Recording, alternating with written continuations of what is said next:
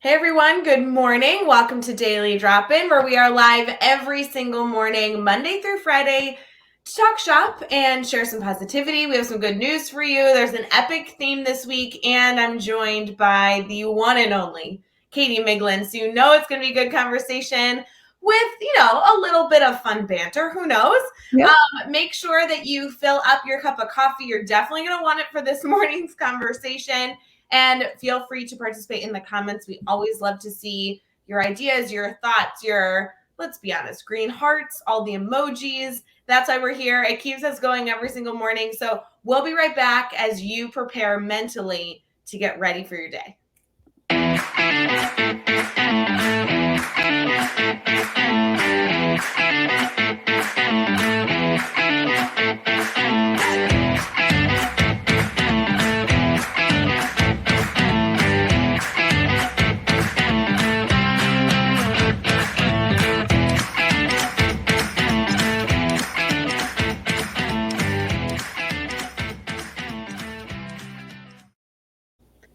Good morning. Good morning. Happy daily drop-in. Katie, it's so nice to start my morning with you. How are you? I'm good. It's Thursday, I think, but Monday is throwing me off. So I know a lot of teachers had Monday off for Labor Day. It's Thursday today, September 9th, in case anybody needed that update. Happy Thursday. I did. Yeah. Good morning. I'm so excited to be here. I'm so excited to kind of talk shop. And, every day is a better day when you get to start it with Ray Hewart. So Hey, there you go. You're so sweet. I love when you lie when we're live all together. It's so good. I do like cheers. Like I really enjoy spending my morning coffee with you. So this is like such a perk. We have a ton of people joining in this morning. You're a very familiar face, Katie. I think people see that you're live for Daily Drop-In and they're like, oh wait, if Katie Miglin is going to be here, it's going to be good dialogue. If people haven't connected with you, which seems difficult at this point, but say for example, they're brand new to the Teach Better family. What do you do? How are you involved with the team? Tell us all the things. So I am a 7th grade math teacher in Central Illinois. That's what I do during the day. And then I also am the online events coordinator for the Teach Better team, which really just means I do all kinds of things. I do anything in the online world. You say that, but I think one of the biggest projects that you are facilitating right now is not in the online world. It is not, no, and it's going to be kind of exciting. I am really kind of working on the conference, which I am super pumped about. So do we need to change your title? Because is your title online events coordinator or just events coordinator? It is online events coordinator, and the conference is in person. So I think there might be a title change coming soon. I definitely feel like we can't even move forward. We are officially doing a petition to change that title because you run all of our 12-hour lives. You're running the Teach Better conference. Like you're the chick to know if you want the inside scoop on like things that we keep very secretive. Like we keep 12-hour very secretive. We keep Teach Better conference very secretive. You're like the one that people should kidnap and get all the information out of. Not that I'm scared. I was going to say, I feel like you just set me up for kind of a dangerous future. But yeah, I mean, I'm super pumped about it. That'd be cool. No, I mean, to be fair, I don't feel like they need to go to the extreme to kidnapping you. We'll just spill all the secrets here, guys. Just ask nicely in the comments, say please, and we got you. But yeah, I work for really good emojis. So just like any creativity that you can throw there, I'm happy to spill some good stuff. I do have to say, sometimes like somebody is being super, super, super gracious and they'll like send me a $5 like coffee card, like of some sort. And I have to say, I'm a sucker for like a cup of coffee. Like if you are around me or send me a means to get a coffee, I mean, I'll essentially give you all my information, social security number, credit card. You just let me know what you need. I 100% agree. Like, it's funny. There's something to be said about like a $5 Starbucks gift card. I don't know why, because it's not even like, I mean, a $5 Starbucks gift card is great. Don't get me wrong, but most drinks are more than $5. I know. So it's like, but I'm such a sucker for it too. Like, yeah, I will do whatever you need me to do if at the end of the day I get just a gift card. And I'm the same way. I will say for all of you listening, if you are on our email list, and if you're not, by the way, you should join our Teach Better email list because we send stuff out. But there was a big push that I did over the summer to join my Just Because list. And I have enjoyed sending like $5 gift cards here and there to random people that volunteered to be on that list. So it's kind of fun. I should do that again today at some point. Like send out like 5 or 6 batches of fun, goofy stuff. I'm sorry. This is going to be awkward, but I don't think that I got one of those. So, Katie, it's a long list. People responded. They needed to give me their name, their email address, and their home address because I was either going to email them something or physically send them something. I don't think you send me any of that information. You have all that information. That might be true. I have been to your home before too, so I could just like. You have. Yeah, so you could just hand deliver it if you decided. So, I'm not hurt. I'm just really disappointed. So let's move on from this. Good morning, everybody. Happy daily drop-in. We're so excited that you're here. Good morning. This turned sour quickly. I just want that to be I'm so sorry that I turned this into a terrible conversation. I want to formally apologize to our team. It is 6:06 Central Time. You know that we go live every single morning at 7 a.m. Eastern. Katie, there's a lot to talk about today. And I don't necessarily want to focus too much on the fact that I'm been a bad friend to you and not giving you coffee. I thought maybe we transition. We have a celebration for today. We have a good news story for today. And the theme this week is all about the small things we can do to not just be a strong educator in the classroom serving students, but actually being a strong educator, a good staff member in our building. And I thought that you and I could have been chatting about that because we used to work in the same building. And there's a lot of things that you do that I've watched you do that definitely help with the culture of the building. So are we ready to transition into celebrations first and foremost? Let's do it. Let's celebrate. I feel like we should all take a deep breath in. Here we go.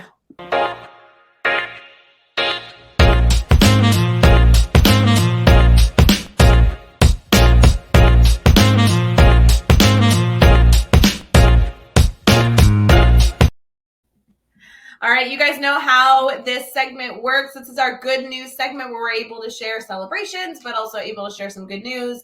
Katie, are you in the mood to start with celebrations of goofy holidays or good news story? Which one do you want to start with?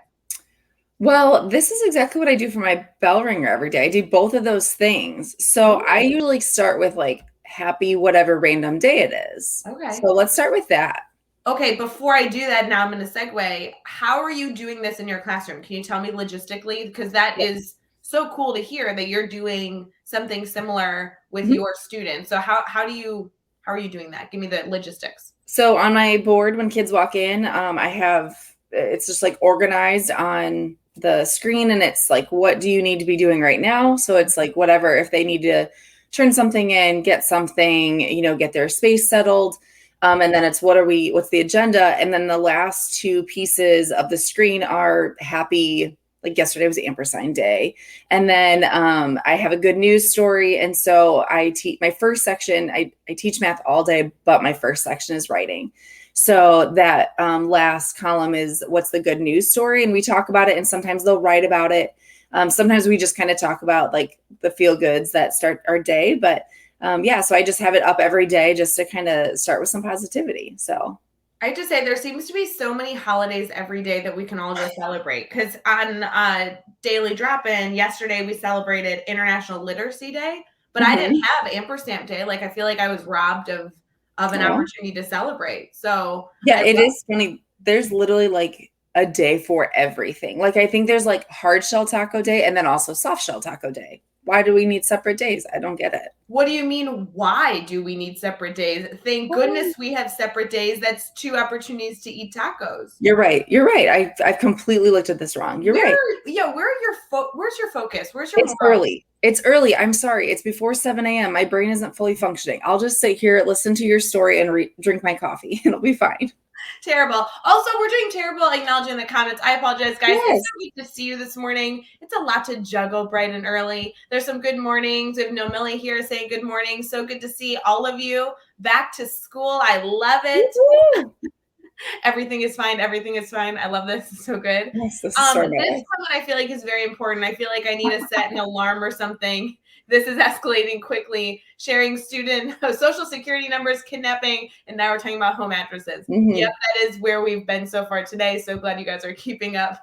And definitely just in a goofy spot this morning. But maybe we'll transition here. So yesterday was International Literacy Day, which, you know, really good. I saw a lot of celebrations, especially on Instagram stories. There's a lot of teachers sharing about today.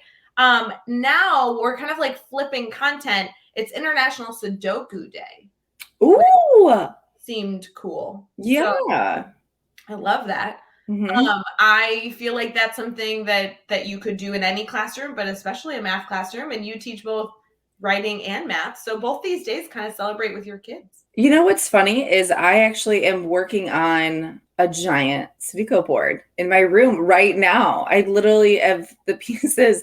I honestly almost posted a picture yesterday because my desk is a hot mess, which you know is not like me at all. But I have all these numbers and stuff. I got it from Haley Kane. She has a template out there and it's awesome. And yeah, it's you just make a big wall and it gives you the pieces so that kids can manipulate it. So I'm super pumped. I will post pictures once it's all done. Yeah, wait, you have to post pictures. And if you're willing, we'd like to see it when it's not done and when it is done, because this seems, so you're telling me that there's a board that you're manipulating, a Sudoku board. So it's not like you're writing in the numbers. There's like pieces you're moving. Yeah. So she has it all. She has different fonts. You print the grid part, you know, the whatever squares. Boxes, Yep. And then she has it, she tells you like, so like I was printing 6 and laminating those, and it says like print 6 in 2 white pages and 2 colored pages, because you will put up the white ones. So that's like the game, and then the kids manipulate the colors. And there's little, like, you just put them in little pockets so the kids can decide. And she has probably, I don't know, a lot of different board options. Like she has it all. So it's so easy.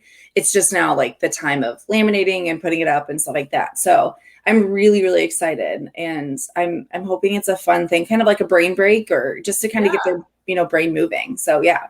Well, and I love those brain break opportunities that can be a part of just like the day-to-day culture of your classroom versus something where you're like, let's take a brain break right this moment. That opportunity you can give students for them to choose and advocate for themselves. I need a brain break. Right. And you're giving them resources in their learning space to still do that and use their mind in a different way. That's so cool. I feel like I can't fully envision it. I would love to see a photo or have you share. I don't know what platform is best for you. Do you feel like you typically share most often on Instagram? Probably like Instagram. Yeah. I've tried to get better at posting pictures on Twitter. I'm not always great about that, but especially with some of the stuff I've been doing.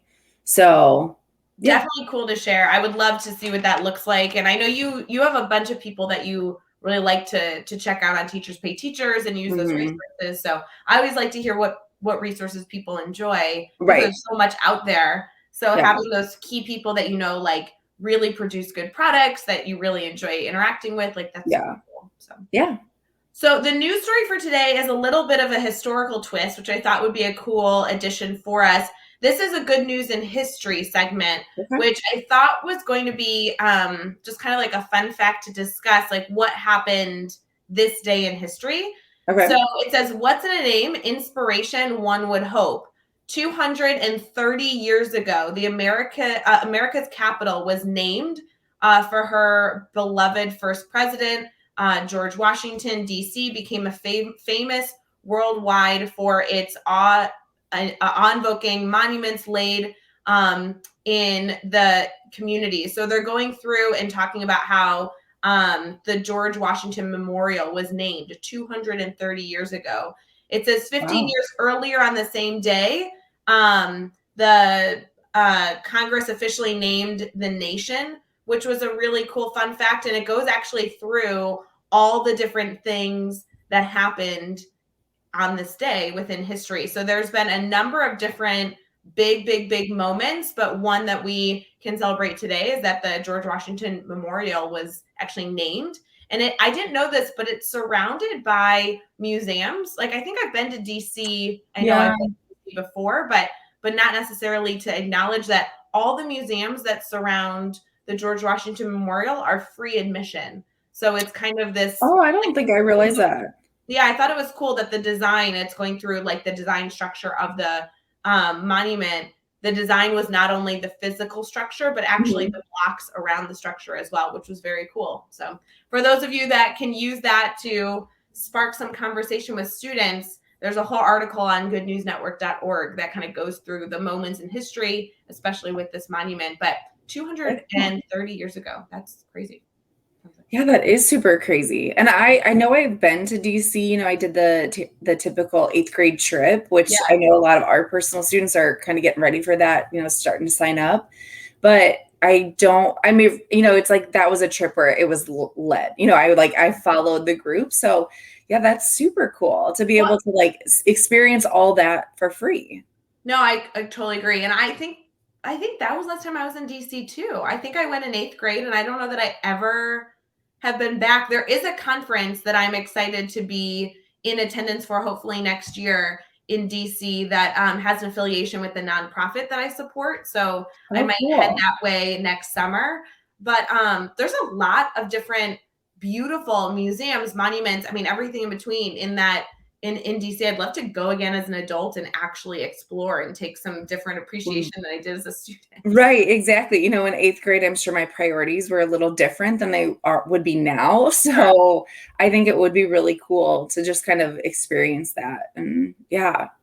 For all of those art lovers out there, there's also a number of different art exhibits in DC that are like very acclaimed. Like Mark Rothko has an exhibit where there's 3 featured paintings that I'm dying to see. That's kind of a bucket list item, as I want to go to that Mark Rothko featured exhibit, and that's in DC. So I'm telling you, we should make a list. Maybe, Katie, we should go together. I agree. I think so. Teach Better Team, make that happen. Dave Schmidt was commenting saying, hey, ladies, just landed in DC yesterday. Flew over all the monuments, so sobering. Dave, what are you doing in DC?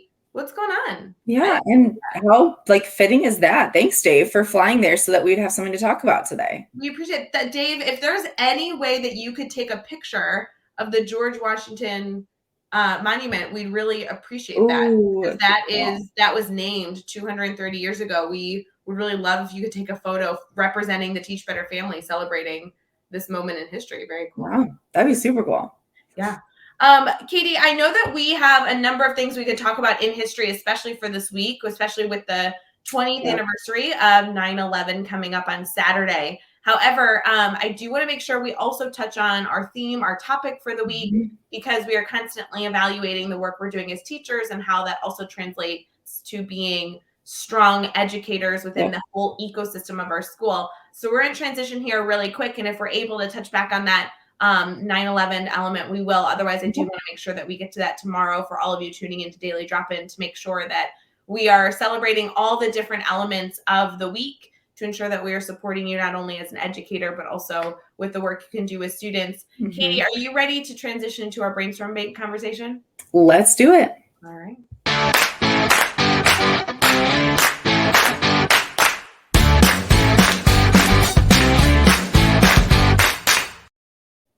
No news here. You guys know how this works. Brainstorm Bank is a segment we do every single day, Monday through Friday, usually around this minute mark. It'll actually be changing next week on Tuesdays and Thursdays.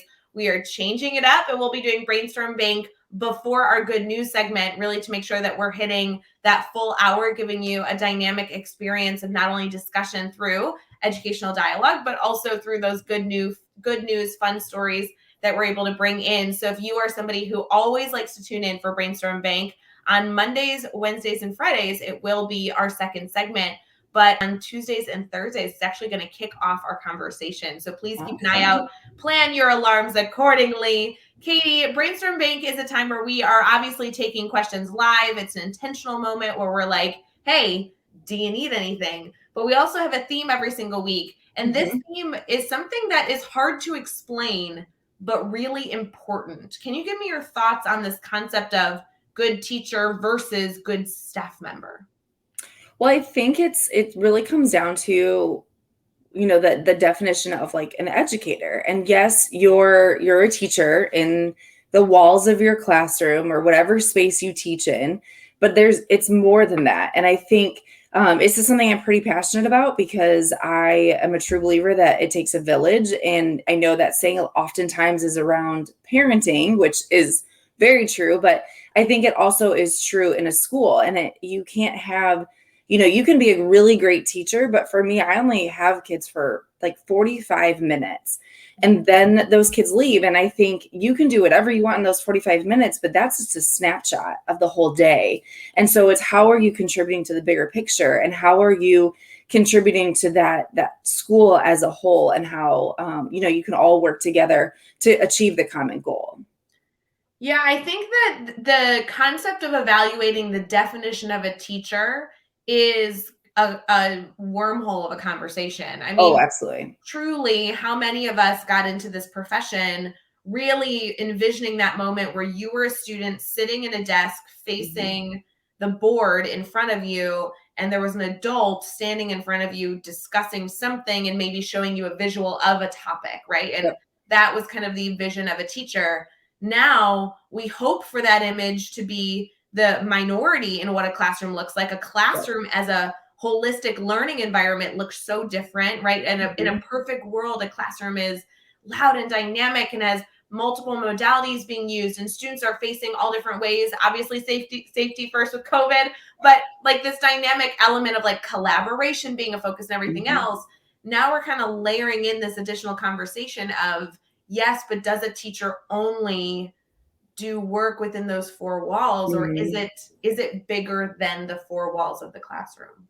Well, and I think too, acknowledging that students are more than just a learner in a school. They're explorers, they're scientists. They have so many different elements to them. And so to me, I'm like, a teacher can teach specific lessons and can teach specific things, but how are we leveraging them in other areas, and how are we contributing to them becoming just a person, just a contributing member of society? And it's you have to kind of work as a staff. And I think the first few years you are really focused on what's happening in the four walls of your room, and that's totally understandable. But once you kind of get comfortable and, for lack of a better phrase, you kind of start knowing what you're doing. What are you doing with your time, and how are you contributing to students' success in other ways? And I think there's always lots of ways to get involved, and every school and every district looks different. But it's that passion of like, okay, you care about students. That's what got you into education. But now what are you doing with that passion? Because I'm going to guess you have more passion than the one or two subjects, or the few subjects that you teach. Yeah, it's interesting. Andrea was live with us yesterday for Daily Drop In, and she kind of got into the dialogue of what are the clubs that you can either sit in on and be a supporter of, that you can facilitate and be a leader within. We kind of got into those kind of orchestrated environments that you can not only get involved in, but also the appropriate ways to get involved. That was a real big focus of yesterday's conversation. If you didn't join us yesterday, please head over to the multiple places that you can find Daily Drop In after the fact, one of which is obviously the Teach Better Talk podcast. You can listen to the conversation there.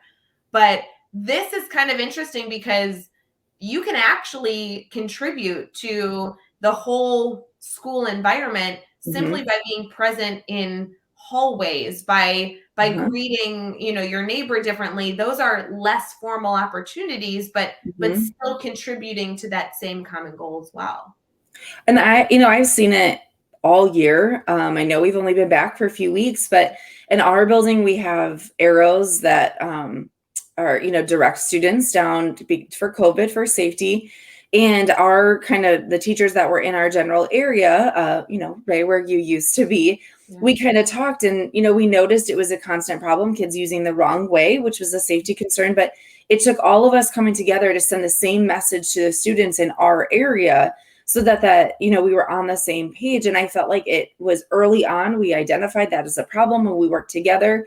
Now, that's not something that necessarily, you like learn in college, or there's no textbook lesson about that, but it's like, you saw the problem, you worked with staff members to achieve, the common goal and to fix the problem. Well, and that's a perfect example. I want to dive into that more, because I think that sometimes we talk about concepts on Daily Drop-In that are big changes, and that is really not the focus of this week. I think that was a fear I had when I saw this week's theme, is I'm like, this isn't going to be another thing on teachers' to-do list. That's actually the opposite of what we're looking for. what are the teeny tiny things that you can do that for you might be just a smidgen of effort, but might have a huge impact on that greater community. So you're talking about, and I'm just trying to set the framework for what your space looks like in that building that you work in currently. There are pods. So there's like a way to enter a pod, and then there's actually a different door to exit the pod with how they're doing the COVID protocol. And it's kind of like a circle, right? It kind of looks like a track in some capacity where it's like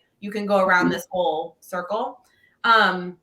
And you're just talking about the teachers kind of like stepping outside their classroom, talking to one another kind of in that horseshoe, finding something that they want adjusted, and then not only being present for those moments for reteaching, but also like sharing the same message in just general conversation throughout the day with students, mentioning that this problem needs to be solved in some way. Right.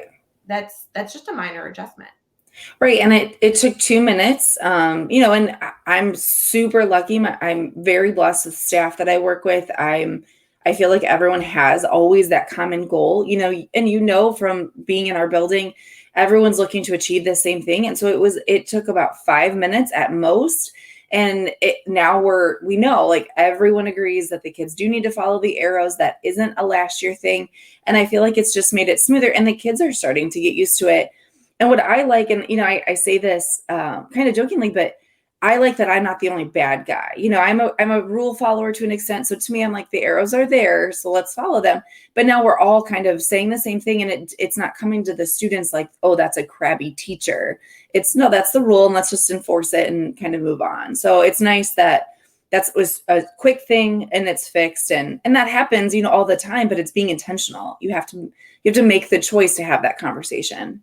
So I want to ask some silly questions, which might just be, a direction that I feel like we need to go. And maybe for our viewers right now, Daily Drop-In, they're like, oh, we already know how to do this. But silly question, Katie, the teachers that you work alongside, like within that pod experience, have worked really hard to build the culture of a lot of different things for you guys to build your friendship together. You all want what's best for students. You also like care for one another. I know that community of educators in that building, which by the way is like a fourth of the building, right? It's not, the whole building's wonderful. We're talking about a little group that exists just for the base of this example. They've worked really hard to kind of create their own positive culture in that hallway specifically, as we're talking about one hallway. But if I'm a teacher working in a building saying, yes, you're right, like having a common goal is so important and we can work together in small ways. There's a comment in the comment right now saying it's a shift, not an avenue, right? How do we make these shifts together? How do you start going to somebody maybe for the first time to create these kind of norms, right? So I'm in a building right now, let's say that I'm seeing these arrows and I'm like, ooh, I really would love us all to work together on this. How do you start if you don't already have that relationship with colleagues to enforce a similar rule or direction? Does that make sense what I'm asking you? Yeah. Oh, absolutely. I think you have to just start. You have to just literally just say anything, and that's, I'm lucky enough, I'm friends with the first person I talked to. So it was an easier conversation, but it literally started with, hey, do you know if these arrows are for this year still? Are we still using these arrows? And it wasn't like, there was no warm and fuzzies. It was just, are we using these arrows or are they left over from last year? And then we were like, well, we don't know. Let's go talk to other people. And so we just transitioned the conversation. And then it was kind of a unanimous, yeah, I think we should enforce them. And so it was just starting the conversation. Well, and Katie, I don't know if you caught this intentionally, but that is actually such a valuable suggestion you just provided, because the way that you approached that conversation was in seeking a solution. You were asking questions, you were exploring. So you weren't going to the staff member down the hall saying, hey, this rule needs to be enforced. I need you to help me enforce this. Can you get on board? And in the middle of transitions, step out to the hallway and tell students what they need to be doing. But you actually went up and said, hey, I'm curious. I'm exploring the answer. Yeah. You have the answer. Because if you're doing that in collaboration, now you're all seeking a solution rather than being told how to interact. Yeah, I think it takes away some of the tension. And, I think I know that there were a few people who were like, I don't know. I don't know that I care, didn't have a strong feeling, but I think there was enough people that were like, no, I think it should be. Then that's what made it change. And but we had to have the conversation, because if we would have just all stood by our own doors and the kids just were just going wherever, I think it would have been a little bit more chaotic. But at the end of the day, after the conversation, we realized we all want the same thing. And, and I know this is like a small piece, but it could be, can we have, like, there's several of us by the end of the hallway, can someone walk to the main hallway every day? And it's just starting the conversation. And I think over time, then you get to know the people in your pod. And, I'm really lucky that our group, we call it pod parties, but we come out at the end of the day and we're all supervising the hallway. We're all watching kids, saying goodbye, but then we kind of stop. And after that, like, business part is done, it's, like, hey, how was your day? And yesterday there was about 5 of us and someone's like, oh my gosh, in my 8th hour, I need help. Like, it's so cool how the relationships are built when all you're doing is starting with, the business aspect first. I think that is a major takeaway. I would love to challenge our network as they're thinking about how they're starting their day, right? It's 7:30 Eastern right now, 6:30 Central currently. You have a full day ahead of you, and there's going to be 1.5 million things that you feel responsible for, that you want to make sure you're trying to achieve today.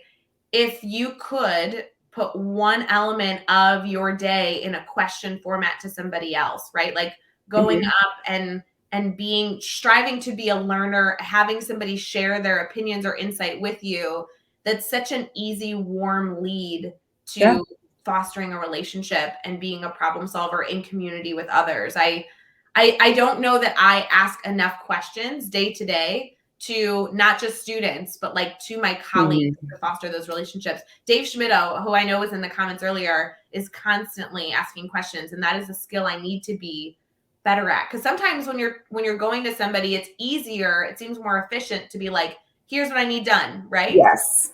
But actually long term, that doesn't always have the same effect versus going and asking a question first.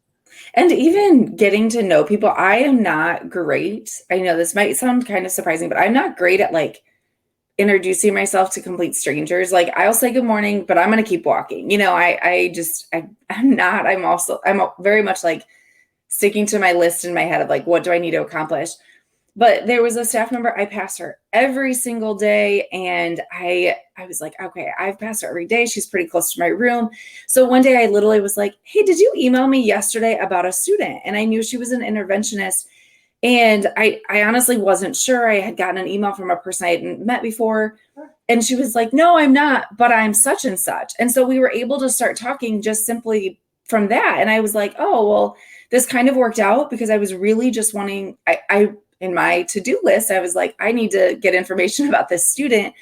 But at the end result, I met another staff member and I was able to, make a connection with her. And so I feel like, just starting with the question, we're all in the same field. And so if you continue to do that, and whether you're seeking information, seeking advice, seeking a common goal, I think over time you'll develop some pretty strong relationships. Absolutely. No, I love that concept of kind of fostering this element of community, being a good staff member, kind of trying to get people to see a common goal and work together in that common goal. That camaraderie is a huge element of being a good, quote unquote, good staff member. Right. And it can start with you simply asking a lot of questions to better understand what people's common goals are, because maybe they're different. And oh, it's so interesting. We have a lot of comments coming in. I know we're going to say good morning to Debbie. Good to see you, Debbie. Good morning. Looks like Karen's jumping in. Karen is ordering her coffee, getting ready for the day. She just started back at school, I know,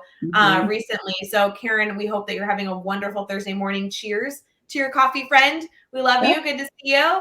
Andrea's jumping in and says, yes, that's one of my go-to strategies too, that concept of asking questions. Which sometimes it's hard to ask questions, but I'm telling you, I just think that it sends such a different message of how the conversation can go. So trying to figure out what questions to ask, I think is its own hurdle in and of itself. But maybe an element of being a good staff member is asking more questions. I mean, is that enough? I mean, obviously asking questions to get a common goal is wonderful, but is asking common questions just in general good to do to be a good staff member?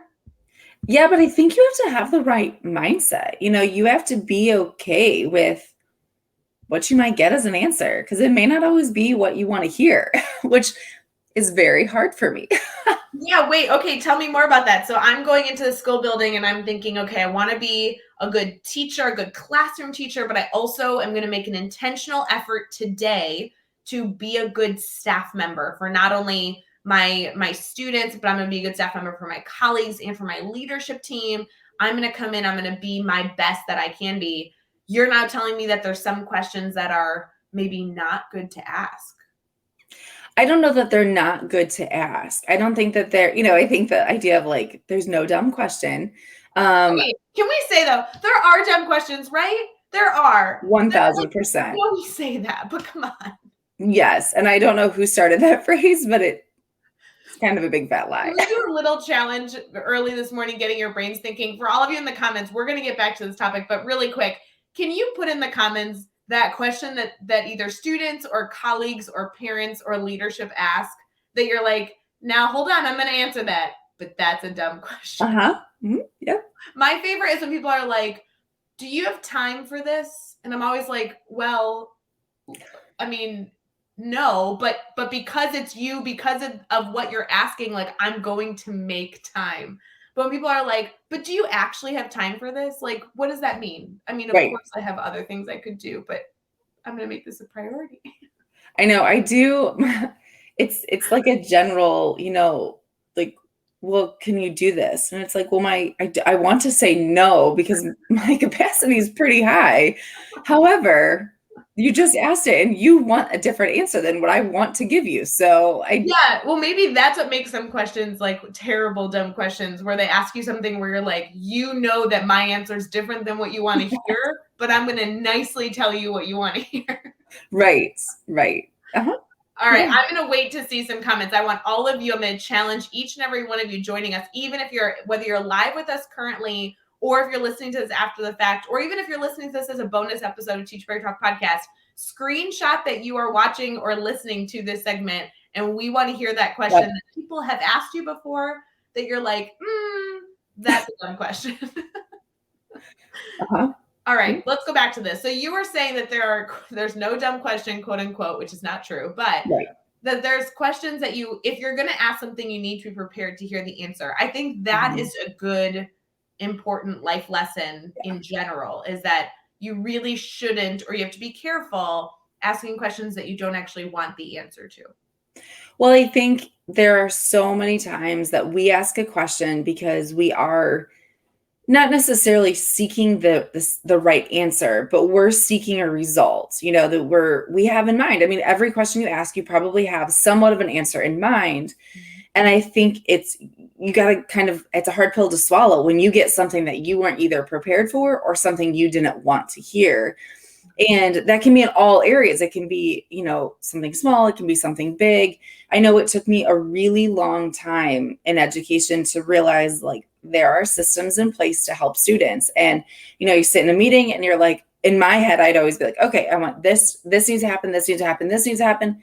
Student will have the support they need. And it's like, well, that doesn't work like that, because like the interventionist is only available this time, or this person's only available at this time. And, you have, kind of speed bumps that have to be crossed. And I think that was something that was really hard. I used to leave a lot of meetings really frustrated because I was like, wait, what do you mean we've got this like red tape? To me, it's like a no-brainer. The student needs help. Let's help them. And it's like, well, that's, it's not just me making that decision. It's this community. And so I think that's, sometimes you have to kind of learn that yes, the goal is getting reached, but maybe it's not on your timeline, or to a different avenue. Exactly. Yeah. Exactly. That makes sense. Yeah. So. Yeah, it's interesting. I know that you and a number of different educators, actually, shout out to our blog department, are all publishing blogs on this topic this week. That's actually a new feature for those of you who haven't visited teachbetter.com recently. If you head to teachbetter.com, these themes, these conversations that we're talking about on Daily Drop-In are actually being also discussed in other avenues of the team. So for example, if you head to teachbetter.com/blogs, you're going to be able to see a number of different, not only daily drop-in specific reflection blogs from people that have joined us on the show and been a part of these conversations, but also other authors, other guest bloggers that are talking on these themes, these topics. And so it'll be interesting for me, I think, to kind of head to the blog later today. I've had such a busy week, but later today, and kind of looking at what are other educators from around the world kind of saying about this topic of the difference of being a good teacher, a good staff member, what responsibility we have to be both or not, and kind of heading into that dialogue. It'll be very, very cool to not only hear from the 4 educators that are a part of our conversation for Daily Drop-In as guests this week, but also just the guest bloggers that are sharing their voice and lending their expertise, which will be really cool. Yeah, there's some really good stuff. I was kind of scrolling through the other day, and it was almost like, oh my gosh, there's like, I got to bookmark that. Or so there's some really good resources, even just like kind of some, just topics just to become more educated on, I think are, just expanding your horizons is always a good thing. I do have to say, I am really struggling with finding the right way to organize all the content because with what we talked about yesterday, we recommended a podcast, a part of our podcast network. And I went back because I knew I was recommending this podcast. I went back and looked, and there are so many podcasts that I'm like, oh my gosh, Ray, you have to choose like more intentionally to listen to podcasts throughout the day, because there's a lot out there that I was finding myself being like, oh, I want to check this one out. Oh, I don't know this author. I want to go check that out. I felt the same way on the blog where I was scrolling through. And I'm like, guys, if we're publishing a blog or 2 every single day, then I need to carve out more time in my day to consume. Like, I know. I don't know the right way to do that. Well, I think it's hard because all of our to-do lists are long, all of our plates are filled. But I've been trying to be more intentional, and I know this isn't necessarily where we were going, but I try to be more intentional of like, what are the mindless things I'm doing that I can replace? And it's hard because, you're tired and you're like, I just need some good old Schitt's Creek sometimes in my life of like zoning out, but it's like, can I replace those 10 minutes that I sat down to watch that and read a blog or listen to a podcast, or, can I kind of switch some of my extra mindless stuff for something more intentional that requires the same amount of energy? I think that's something that I've been trying to work on, and I'm not super successful, but I need to figure that out. That's what I need to do. Maybe I'll go through my day today and find those intentional moments of like, when am I playing music in the background? When am I scrolling through Instagram? Oh my God, guys, Reels. That is like a black hole of terribleness. Like how much time was I spending there? Like, and why do they like connect them so that it just starts auto playing? Because then you're down a dark hole for way longer than you planned. It's like, yeah, I wanted to watch that 1-2 second video, and now I'm half hour in. How did that happen? Well, or even just like, okay, so yesterday I turned on a TV show. Well, the episodes just kept going because this was a new series I was starting. So now I'm like 5 episodes in. I'm like, if these are 30-minute episodes, I just spent so much time like sitting and watching TV. Like, I don't necessarily be doing that. Could I have like watched an episode and then paused it, and when I was cleaning up the kitchen, throw it on a podcast? Or I have you guys know that I hate reading. I have like an app on my phone that reads the text out loud to me. I can like pull up a blog and have it read the blog to me. So it's kind of like a podcast in its own way. Yeah. I need to do that because there's so much out there. And I really don't utilize our blog like I should. I really would love to find a way to structure my either my day or my week, probably more realistically my week, of like, I'm going to spend time consuming some of the blogs like on this day, or I don't know. Yeah, I was really good there for a little bit of, I would kind of force myself to take like 30 minutes to just me time. And so I would, go on a walk or something. And sorry, it's distracting. Yeah, let's give a shout out to Dana Kirby right now. She is a rock star. Yeah. Hi, Dana. Hi, Dana.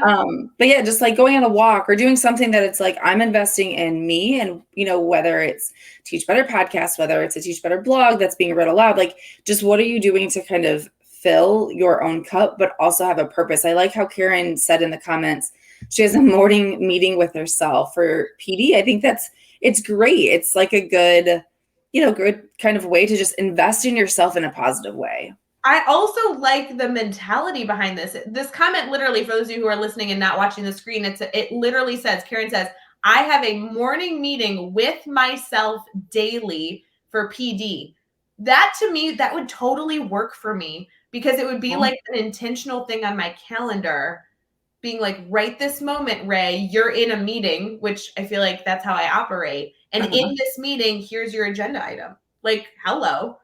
Solution. Yeah, but are you saying that I should give up my jam session to Whitney Houston and instead do morning PD? Nope, we're not. We're saying that after daily drop-in, if you have some time, Whitney Houston first as a brain break, and then get into the PD. Okay, good. I like to have my dance parties in my kitchen, so don't you take that away from me. Jody says, today's time listening to the two of you. That's true. Are we morning PD, Katie? I don't know if we're morning PD. I think so. I mean, I'll take it. Thank you, Jody. Thank you. Don't make me give it. In theory would be to be morning PD. Oh, here we go. Always make time for I want to dance with somebody. Thank you, Andrea. Thank you for understanding. I do think morning jam sessions are important. We're not saying to take away the things that you love for professional development, but like you mentioned, like I could totally be listening, reading a blog on a dog walk. Like that is, I mean, yes, it's good to take time away, but it's also good to be like, okay, if I'm taking a 15-minute dog walk, reading a blog takes 5 minutes. Like the blogs are super compressed and they have so many different elements. I mean, you could consume that and then still take 10 minutes to yourself. Absolutely. And I know people have commutes, they're in the car, like just honestly, any time that you're like, I'm doing something mindless for 5, 10, 15 minutes, how could you replace it? Not every time, we all need our jam sessions, but when can you, switch that out? And I mean, we all scroll on our phones on all kinds of platforms.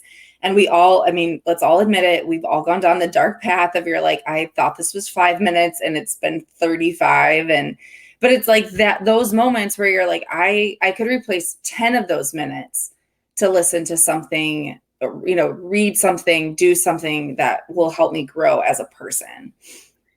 Oh, guys, we all have a lot of challenges and takeaways that we need to consider for today. We got a busy day for us. A busy, wonderful, exciting day ahead of us.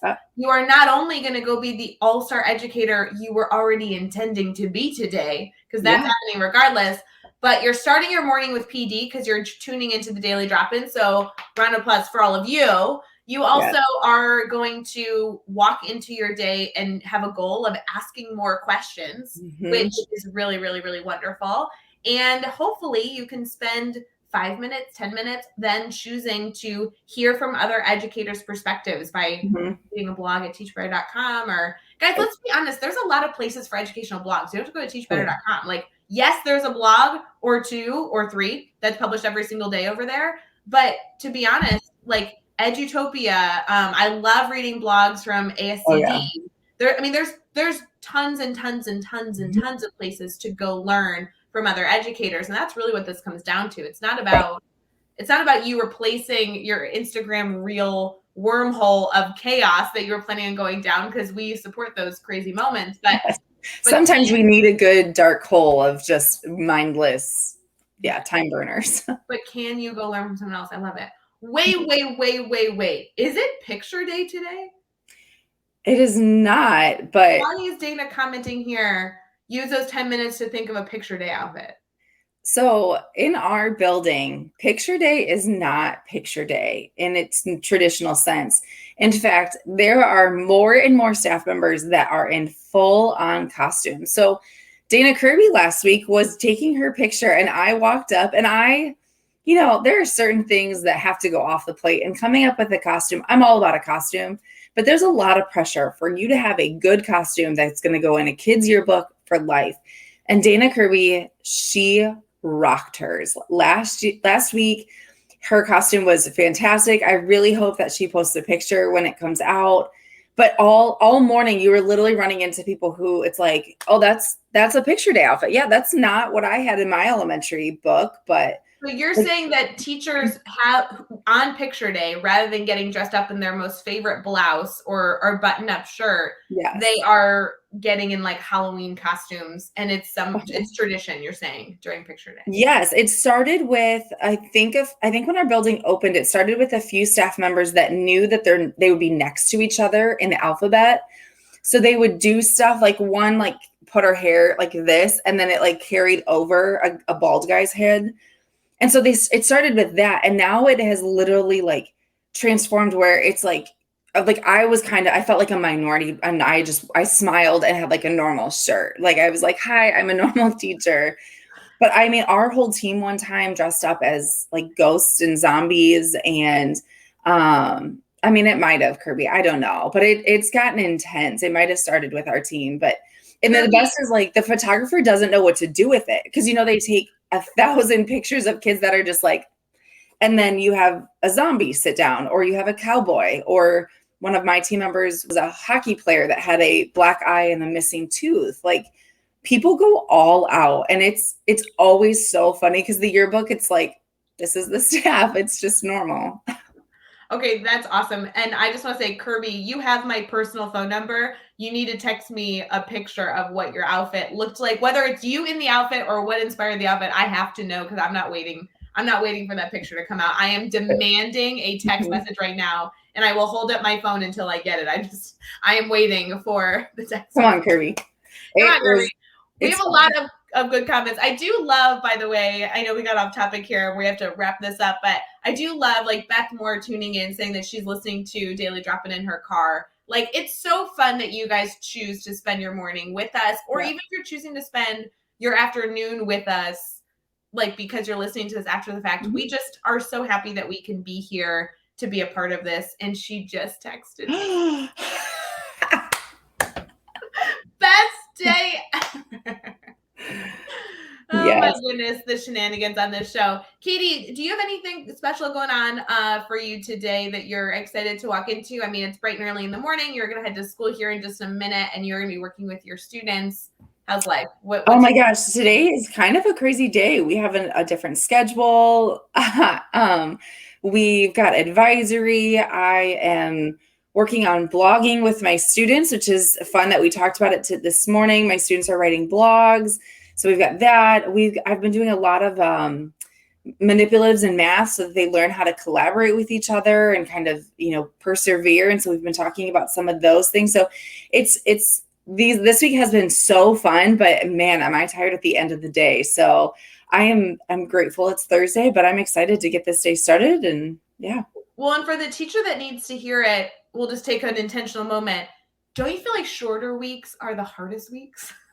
Yes, because I don't know about other people. Please tell me that I'm not the only person. I feel like I spend a lot of time trying to figure out what day of the week it is. Right. Yes. So, yes. Happy Thursday to everyone. Thursday, September 9th. Friday is tomorrow. You are doing well, people. You are doing well. You're awake. You're going to make a difference in someone's life, and you're going to put a smile on someone's face. That's the goal today.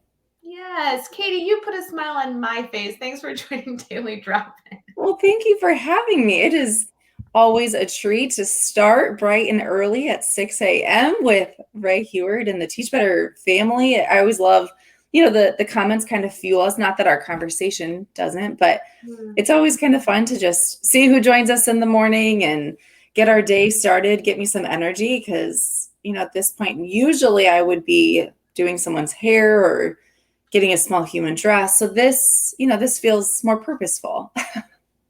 Well, we really appreciate all of you that chose to join in for Daily Drop-In this morning. As you guys know, we're live every single morning, Monday through Friday. Feel free to pop in whenever it works for your schedule. We just want to be here to share some food for thought, but also some positivity, some laughter. All of you participating in the comments really made today so wonderful. So thank you for all that you do. Katie, it's always good to chat with you, and I will just like leave all of our family with this little insight that we have a project that we're working on that we're excited to release to the family in October. So Teach Better family members, stay tuned. There's some fun things coming that Katie and I are getting to collaborate on. Shout out to Andrea, who's helping us our collaboration like come together into something. Yes. Thank you, Andrea, for all your, man, she's like doing all of the stuff to keep us on track. Can we talk about that really quick? I know we have to go, but okay.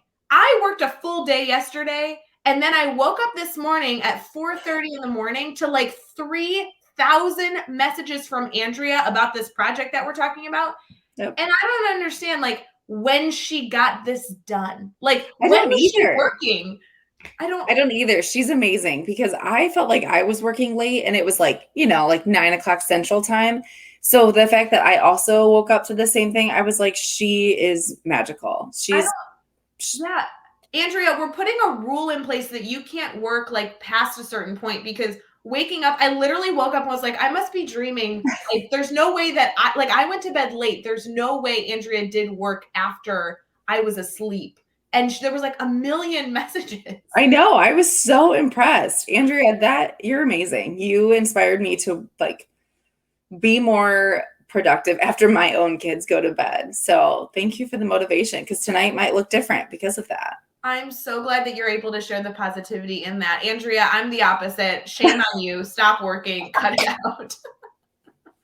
All right. Andrea, I'm trying to help you. For everyone else, we love you. We hope you have a wonderful day. We hope you enjoy your last sip of coffee. I have about a sip and a half left. So I didn't perfectly time this out, but please go enjoy your coffee. Thank you for all that you do. We will see you tomorrow morning with Brad Hughes, wrapping up the conversation, pulling us into our upcoming weekend. Good luck with the rest of your day. Katie, good to see you and more to come. So thanks, guys. Thanks.